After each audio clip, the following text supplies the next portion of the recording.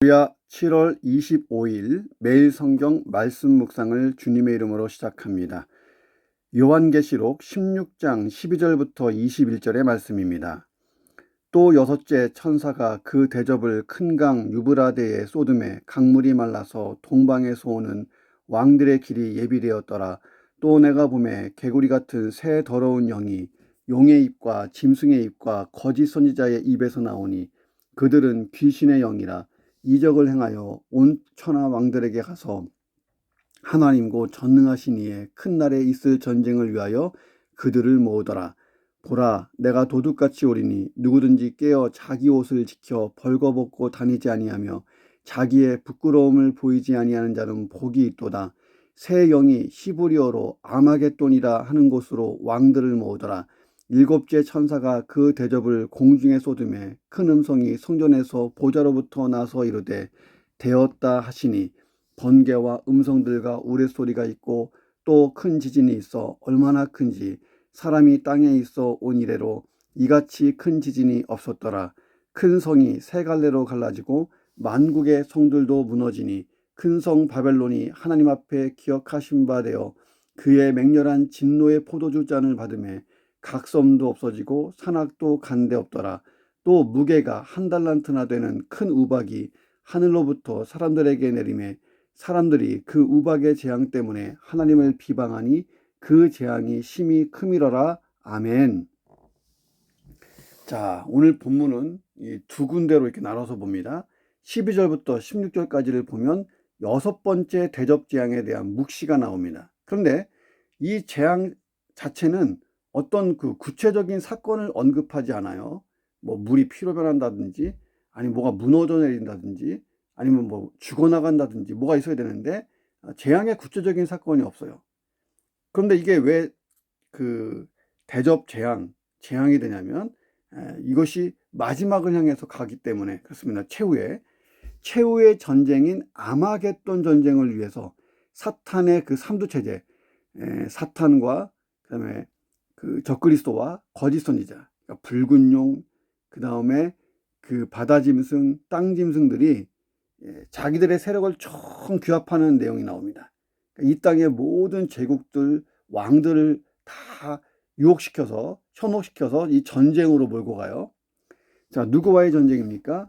이제 그 예수님과 이 교회와 성도들을 향해서 전쟁을 하려고 합니다. 자, 이게 이제 마지막 그 예수님 재림 직전에 있을 일이고, 자, 이 사건으로 인해서 최후 심판이 이뤄지게 됩니다. 자, 그런데 이 내용이 6대접 재앙이 상당히 중요한 내용이라는 거예요. 아마겟돈 전쟁이라는 게 나와요. 이 아마겟돈 전쟁이라는 것은 우리가 영화를 통해서 봤지만 그런 전쟁이 아니고요. 예수님 재림 직후에 있을 예수님과 함께한 무리들, 그리고 또 사탄과 함께한 무리들의 대전쟁이라는 거예요. 자, 오늘 본문에는 5구절 나와 있지만 19장에서는 더 심화되어 있어요. 자세하게 나옵니다.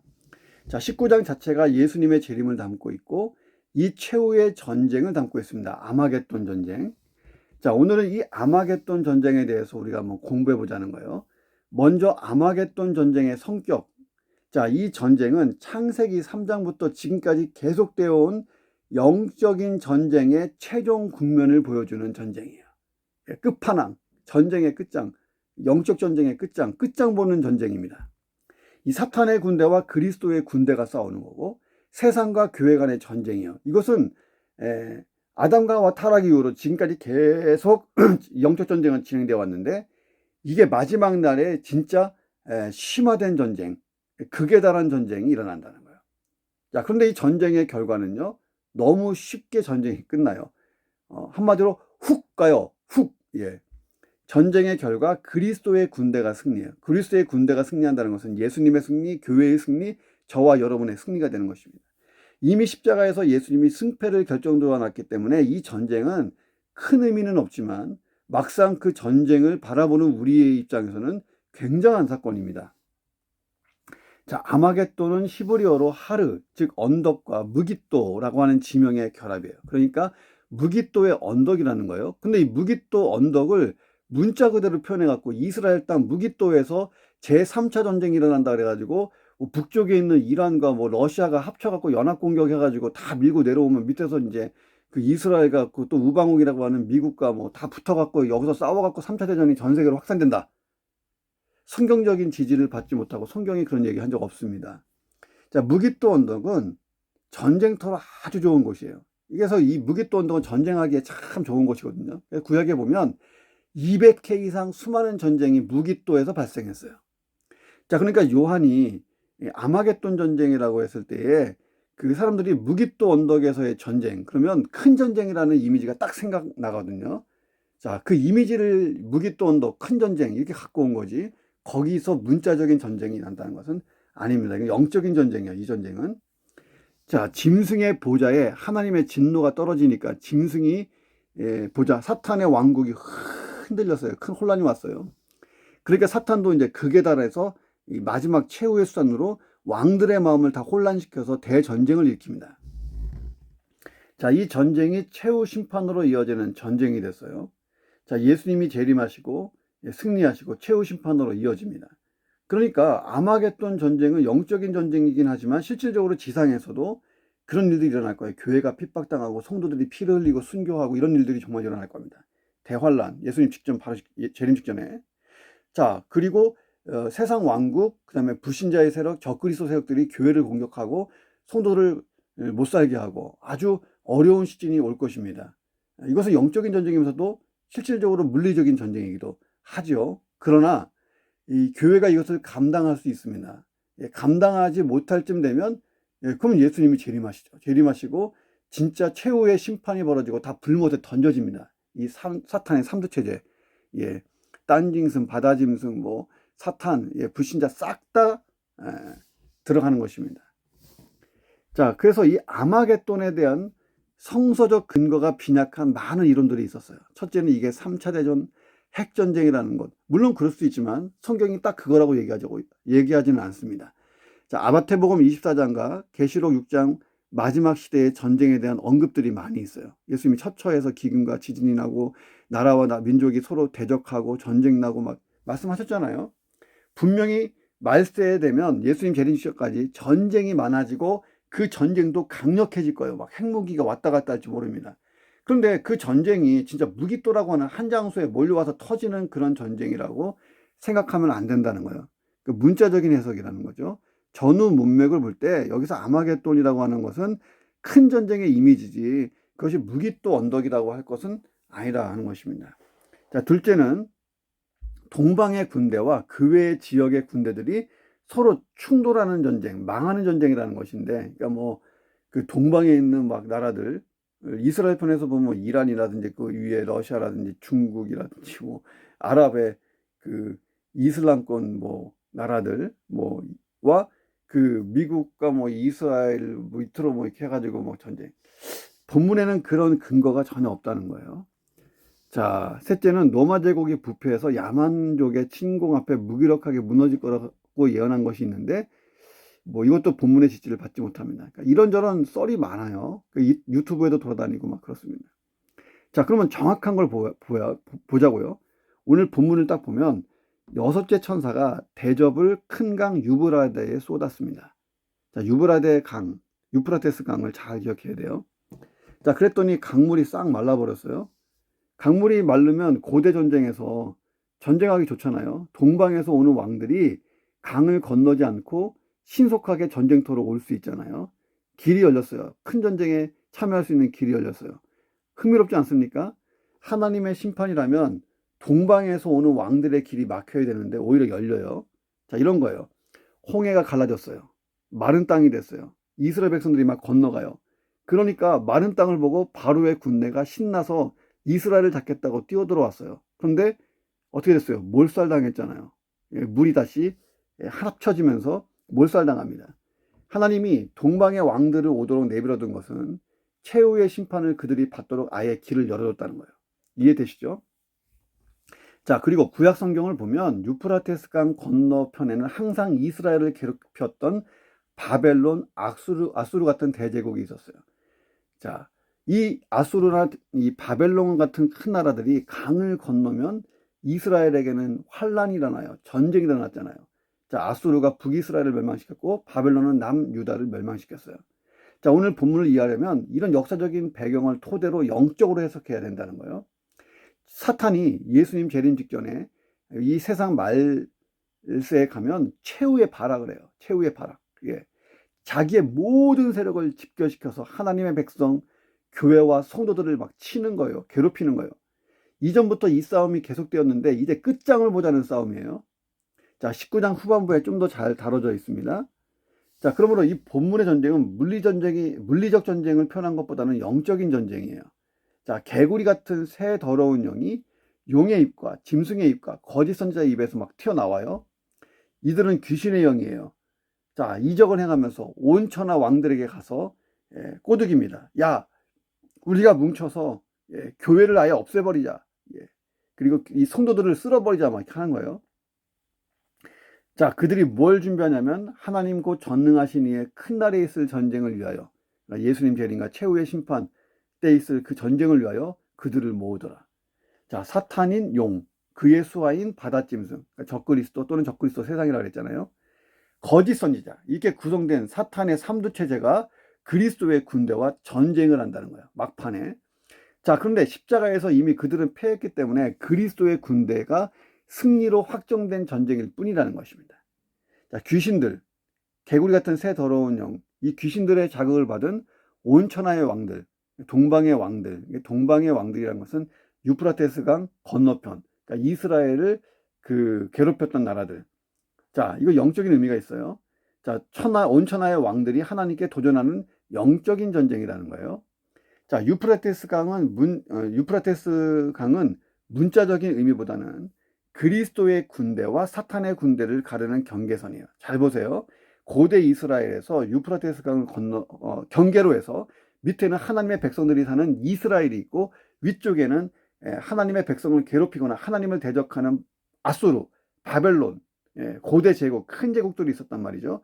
이 제국이 유프라테스 강을 건너서 쳐들어 내려옵니다. 그런 의미예요.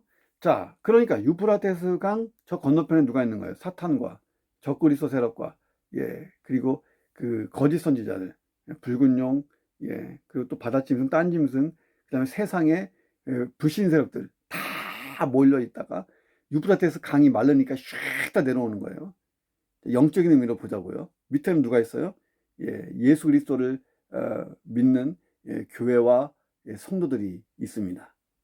이게 대전쟁이라는 거예요. 자, 이것은 영적인 전쟁이고, 그리고 말세에는 물리적으로도 보이는 전쟁이지만 오늘 본문은 좀 더 영적으로 표현해 놓은 것입니다. 자, 아마겟돈, 무깃도 언덕은 역사적으로 전쟁이 많이 일어나는 곳이에요. 그 이미지를 가지고 온 용어고, 자, 그 다음에 유프라테스 강은 그 악의 세력과 그 선의 세력의 경계선, 그러니까 예수 그리스도의 군대와 사단의 군대의 경계선. 이 전쟁은 그러니까 물리적인 전쟁이라보다는 영적인 전쟁을 표현한 건데, 이 마지막 때의 교회를, 성도들을 이 사탄의 삼두체제가 괴롭게 하지만 예수님이 재림하시면서 이 전쟁을 끝내버립니다. 딱 이렇게 이해하시면 되겠습니다. 자, 19장에 보시면 예수님이 대장이 되세요. 그 뒤로 수많은 성도들이 전쟁터에 줄줄줄줄 나갑니다. 멋있는 장면이에요. 저쪽에서는 사탄이 대장이 되고 그 뒤로 수많은 사탄의 세력들, 적그리스도, 거짓 선지자, 불신 세력들이 줄줄줄줄 나와요. 자, 그런데 19장 가보시면 막상 치고받는 싸움이 안 일어나요. 누가 몇 명 죽고 뭐 어떻게 되고 뭐가 무너지고 이런 내용을 하나도 안 나와요. 안 나오고 간단하게 그들이 패했다, 여기가 이겼다 이렇게 나오고 싱겁게 전쟁이 끝나고 전쟁의 결과만 나와요. 결과가 뭐예요? 사탄과 그 모든 세력이 불못에 던져집니다. 그리고 끝나는 거예요. 이 전쟁이 아담과 하와의 범죄 이후 지금도 계속되고 있는데 예수님의 재림 때 끝나는 거예요. 그러니까 예수님의 재림 때 극심하게 일어나는 전쟁의 이름을 아마겟돈. 왜 아마겟돈이 아니냐? 무깃도 언덕. 옛날에 무깃도 언덕은 치열한 전투가 일어났던 곳. 그러니까 요한이 1세기 그리스도인들에게 무깃도 언덕 그러면 야, 치열한 전쟁의 현장.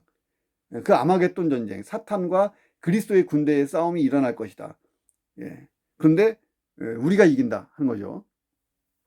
자, 인류 역사 절정에 교회가 더 이상 짐승의 공격을 견디지 못할 정도로 힘겨워질 때 예수님이 딱 재림하세요. 어둠의 세력을 영원히 격퇴시킵니다. 여기까지인 거예요. 자, 정리해 볼까요? 사탄은 하나님의 보좌를 탐하다가 멸망의 존재가 되어 천상에서 쫓겨났죠. 쫓겨나자마자 인간을 타락시켰어요. 아담과 하와를. 그래서 인류에게 죄를 가지고 오고 사망을 가지고 오게 했어요. 사망이 임하게 했어요. 자, 하나님께서는 그 인류를 구원하기 위한 구속사의 역사를 진행하십니다. 사탄은 메시아의 탄생, 예수님의 성육신을 막고자 안간힘을 다했죠. 이게 다 구약의 역사예요. 예수님이 오신다, 메시아가 올 것이다. 자, 그리고 예수님이 진짜 오셨어요. 예수님이 오시는 길을 사탄이 못 막았어요. 그러니까 이번엔 예수님을 직접 공격해요. 십자가의 죽음으로 몰아넣습니다. 그런데 예수님이 부활하셨어요. 그러므로 사탄의 권세를 박살냈어요. 창세기 3장의 말씀대로 여자의 후손으로 오신 그 예수님이 뱀의 후손이라고 하는 그 사탄의 머리를 박살내버린 것입니다. 이후 사탄은 예수님의 사역을 계속하는 교회를 공격하고 있어요. 왜냐하면 교회가 예수님의 사역을 계속해서 영혼을 구원하니까. 이 영혼 구원 사역이 하나님이 원하시는 숫자만큼 차면 예수님 재림하시고 그들은 끝장나는 거잖아요. 자, 그래서 교회를 막 공격해요. 그렇지만 교회는 예수님 재림 때까지 영원히 존재할 거예요. 자, 이 영적 전쟁의 승패는 이미 교회의 승리로 확정됐어요. 예수님이 십자가에서 승리하시면서 그렇게 만드신 거예요. 사탄은 지금도 최후의 발악을 하지만 자기의 모든 세력을 모아 촌공세를 펴지만 이것이 앞으로 아마겟돈 전쟁이 될 것이지만 어느 순간 예수님이 재림하시고 최후의 이 심판을 통해서 이 영적 전쟁은 이제 끝나버립니다. 그리고 사탄과 그 모든 세력은 불못에 들어가는 거예요. 영원한 고통 중에 빠져나오지 못합니다. 그리고 난 다음에 새하늘과 새 땅 천국이 딱 임해요. 그때 우리는 영화로운 부활의 몸을 입고 더 이상 죄와 사망이 없는, 고통이 없는 천국에서 주님과 함께 영원히 왕노릇해요. 끝! 이게 성경 전체입니다.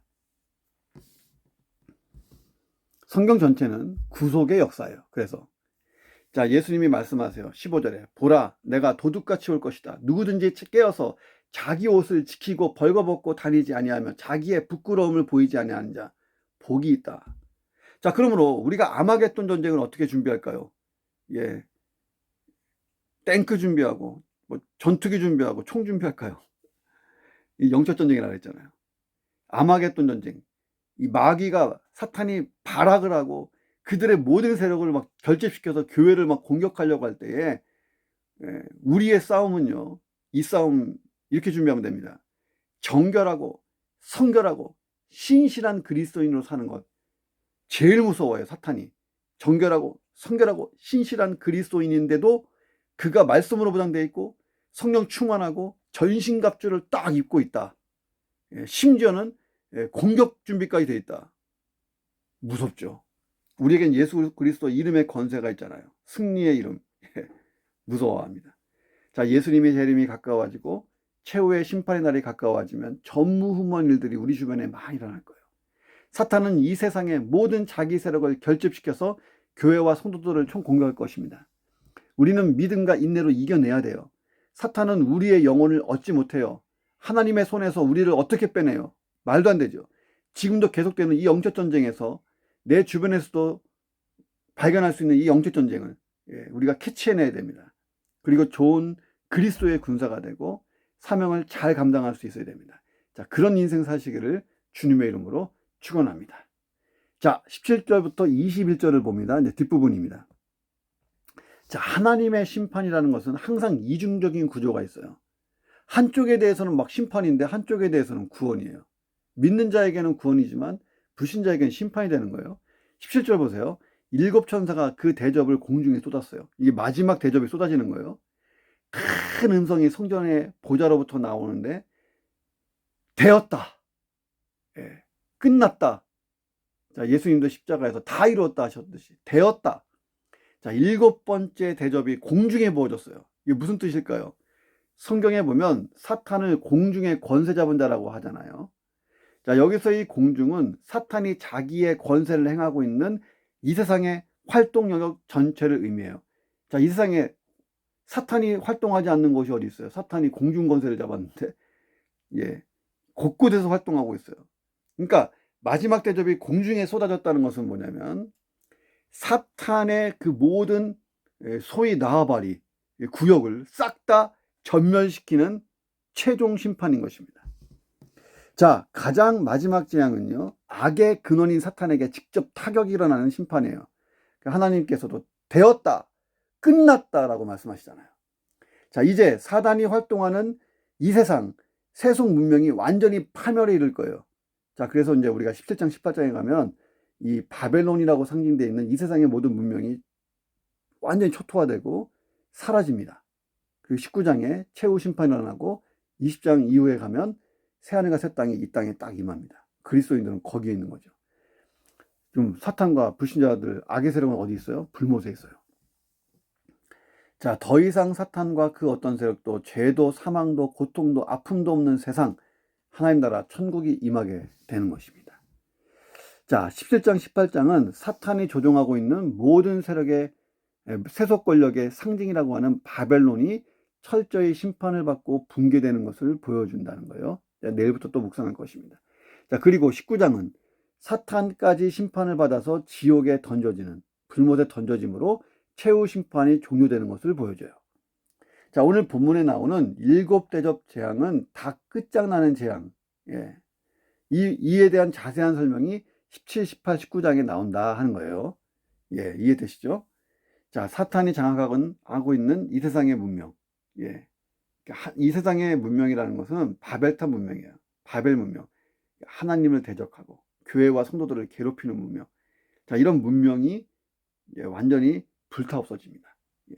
그리고 사탄도 불못에 던져져요. 자, 그리고 예수님이 우리와 함께 새하늘과 새 땅에 들어가시게 되는 것입니다. 자, 그런데 이 7째 대접 재앙은요, 사탄과 그 모든 추종 세력들에게는 이 멸망이고 절망이에요. 자, 그런데 성도들에게는 구원이 완성되는 소망입니다. 영화로운 구원. 자, 성도들의 구원이 완성되는 정도가 아니라 피조물이 다 새로워집니다. 피조물도 이날을 기대하고 있고 소망하고 있는 거예요. 그래서 하나님의 심판이 누구에게는 멸망이지만 누구에게는 영광이요 소망이 되는 것입니다. 저와 여러분에게는 영광이요 소망인 줄로 믿습니다. 자, 우리 눈에 보이는 이 세상은요, 심판을 받아 사라질 거예요. 왜? 죄로 오염된 세상이기 때문에 더 이상 이곳에 하나님의 백성들이 영원히 살 수 없고, 예, 하나님이 임재할 수 없는 곳이에요. 예, 영원히 임재할 수 없는 곳. 자, 공중권세 잡은 사탄이 활동하는 곳이에요. 사탄을 추종하는 사탄적인 모든 사상, 가치관, 권력, 부귀영화, 이 모든 게 한순간 사라질 거라는 거예요. 먼저 세상이 멸망하고 사탄이 맨 마지막에 불못에 던져지면서 끝납니다. 자, 그러나 새로운 세상이 시작되는데 모든 피조물이 고대했던 세상, 하나님 나라가 임하는 거예요. 더 이상 죄도 사탄의 세력도 없는 우리는 세상이 멸망하는 한복판에서 하나님 나라, 새하늘과 새 땅, 천국에 대한 소망을 더 확고히 가져야 돼요. 이 확고한 소망이 없으면 마지막 날에 우리가 믿음을 버리거나 흔들릴 수 있다는 거예요. 자, 오늘도 이 소망 가운데에 하나님이 주신 사명을 잘 감당하는 하루가 되기를 주님의 이름으로 축원합니다. 제가 계속해서 반복되는 내용을 하는 것은 중요하기 때문에 그렇습니다. 자, 두 번째, 새하늘과 새 땅이 천국이 이제 임하게 되는데 거기에는 지금의 세속 문명이 하나도 없다. 그러면 거기에는 사과도 없고 떡볶이도 없고 치킨도 없냐, 그런 문제가 아니고 세속 문명, 하나님을 대적하는 문명, 사탄적인 문명은 하나도 없다는 거예요. 자, 그러니 우리가 이 지금도 사탄의 문명과 관련된 것을 내가 가지고 있다면 버리면 돼요. 예. 자, 18절을 보세요. 번개와 음성들과 우레소리가 들려요. 하나님의 심판이 시작되고 있음을 알리는 상징적인 표현이에요. 자, 그런데 이전에 들리던 번개, 음성, 우레소리와는 차원이 달라요. 끝판왕이에요, 끝판왕. 왜? 세상이 사라지는 심판이기 때문입니다. 거기 보니까 큰 지진이 있다. 얼마나 큰지. 사람이 땅에 살아온 이래로 이런 큰 지진을 본 적이 없다. 예, 그 지진이 나니까 큰 성이 세 갈라로 갈라져요. 만국의 성들이 막 다 무너집니다. 큰 성 바벨론이 하나님 앞에 기억 대신받아요. 그의 맹렬한 진도의 포도주를 봤는데 각 섬도 없어지고 산악도 간데 없더라. 그러니까 세상이 그냥 불타서 말려서 그냥 박살나버리고 없어지는 거예요. 자, 여기서 큰 성 바벨론이 뭘까요? 큰 성 바벨론은 하나님을 대적하는 사탄의 지배를 받은 세속 문명 전체를 의미합니다. 자, 큰 지진으로 큰 바벨론이 세 갈래로 막 박살나요. 이 3이라는 숫자는 완전을 뜻합니다. 세속 문명이 철저히 파괴되는 것입니다. 그러니까 이게 사상, 안 보이는 사상, 어떤 이데올로기, 그리고 뭐 사악한 생각, 이런 것들만 파괴되는 것이 아니라 눈에 보이는 세상이 다 박살날 거예요. 만국의 손들이 다 무너져 내리잖아요. 자, 하나님을 대적하는 모든 세속 문명이 무너져 내리는 것입니다. 이때쯤 되면요, 우리는 예수님을 만날 거예요. 그러니까 너무 걱정할 거 없어요. 자, 하나님의 심판이 얼마나 철저한가. 큰 성 바벨론이 하나님 앞에 기억되신 바 돼요. 이 말이 무슨 뜻이냐면 큰 성 바벨론에서 일어난 모든 죄악들을 하나님이 다 기억하시고 그 죄값을 톡톡하게 치르게 하신다. 행한 대로 다 심판하신다는 거예요. 자, 그래서 큰 성 바벨론, 세상의 모든 문명이 하나님의 맹렬한 진노의 포도주 잔을 받았어요. 자, 그러자 세상의 모든 문명이 다 무너지고 박살나고 사라집니다. 각섬도 없어지고 산악도 간데 없더라. 자, 21절에 보니까 또 무게가 1달란트나 되는 큰 우박이 하늘에서부터 사람들에게 내려요. 이거 맞으면 어떻게 되겠어요? 무게가 1달란트인데. 자, 무게가 1달란트나 되는 큰 우박을 맞으면 뭐 상상이 안 돼요. 자, 하나님 나라 천국에 우리가 들어가면요, 볼 수 없는 것이 있어요. 그것은 하나님과 어울리지 않는 모든 세속 문명이에요. 마약도 없을 거예요. 예, 시기, 질투, 전쟁, 살해, 예, 그리고 분노, 예, 그리고 또 뭐예요? 예, 하여간에, 예, 향락 문화, 예, 그다음에 귀신의 문화, 예, 점치고 복수라고 하여튼 세상 모든 문명, 하나님과 어울리지 않는 세상 문명, 성경적이지 못한 모든 세상 문명이 하나도 없다는 거예요. 자, 내 인생 가운데 혹시 그런 문명이 있어요? 빨리빨리 버리세요. 자, 내 인생을 결산했을 때 천국까지 가지고 갈 수 있는 것이 뭔가가 중요해요. 자, 한 가지 분명한 것은요, 눈에 보이는 것 중에 가지고 갈 수 있는 것은 단 하나도 없어요. 자, 이 세상의 모든 것은요, 다 사라질 겁니다. 자, 새 것으로 바뀔 거예요. 자, 그래서 이런 유머가 있잖아요. 천국에 금을 싸들고 가지 말라는 거예요. 왜? 천국에서는 금이 도로 포장용으로 쓰인다는 거예요. 너무 흔하다는 거예요. 예. 자, 그럼 뭘 가지고 갈 수 있을까, 천국에? 보이지 않는 것을 가지고 갈 수 있어요. 복음과 교회, 하나님 나라를 위해서 다 드렸던 믿음, 소망, 사랑, 희생, 헌신, 봉사, 사역의 열매, 이게 다 천국까지 가져갈 수 있는 거예요. 자, 그래서 예수님은 우리의 보화를 천국에 쌓아두라고 했어요. 예. 천국에 어떻게 저축합니까? 하나님이 주신 나의 소유, 나의 재능을 가지고 믿음, 소망, 사랑, 희생, 헌신, 봉사, 사역의 열매를 내는 거예요. 예, 그렇게 바꿔놓는 거예요. 바꿔놓는 거. 자, 천국까지 가져갈 수 있는 것에 우리의 보화를 투자라는 거예요.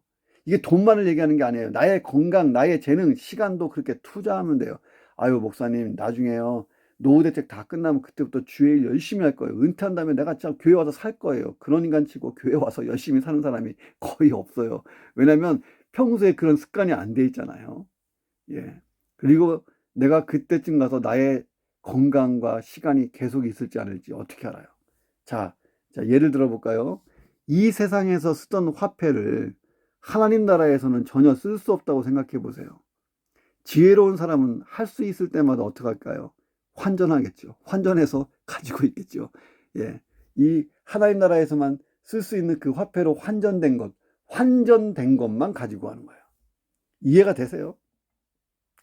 인간이 얼마나 자기중심적이고 자기 인생의 주인 행세를 끝까지 하려고 합니까? 21절 보세요. 사람들이 우박의 재앙을 당하면서도 회개하지 않아요. 하나님을 비방해요. 예. 그 재앙이 막 심각할수록 더 하나님과 멀어져 가요. 극심한 재앙을 겪으면서 엄청난 우박을 맞으면서 회개하고 돌이키지 않아요.